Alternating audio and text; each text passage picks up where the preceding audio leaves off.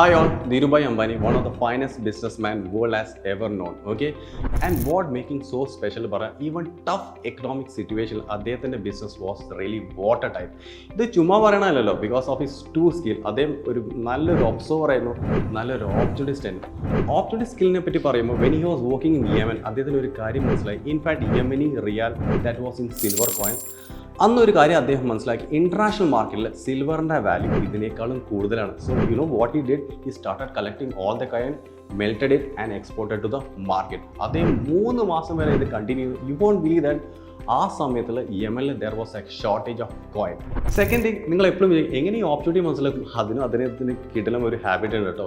Even when he was working as A layman അദ്ദേഹത്തിന് 250 രൂപ actually salary കിട്ടുമ്പോൾ U know what he did, പുള്ളി നേരെ പോകുന്ന ഒരു 5 സ്റ്റാർ ഹോട്ടലിലാണ്. അവിടെ പോയിട്ട് പുള്ളി ഒരു കാപ്പി കുടിക്കും ഫോർ 250 റുപ്പീസ്. എല്ലാവരും പറയും ആർ യു ഇൻ ഇഡിയറ്റ്, കിട്ടുന്ന പൈസ മുഴുവൻ ചിലവാക്കുക. പക്ഷേ you know what he was planning, അദ്ദേഹം ആക്ച്വലി 5 സ്റ്റാർ ഹോട്ടലിലേക്ക് എന്തുകൊണ്ടാണ് പോകുന്നത് വെച്ചാൽ you know what kind of people actually come for actually 5 star, always cooperate.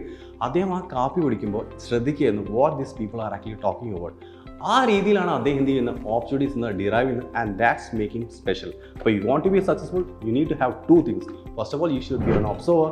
Second thing is, opportunities. Thank you. Stay tuned. See you in the next video. Bye.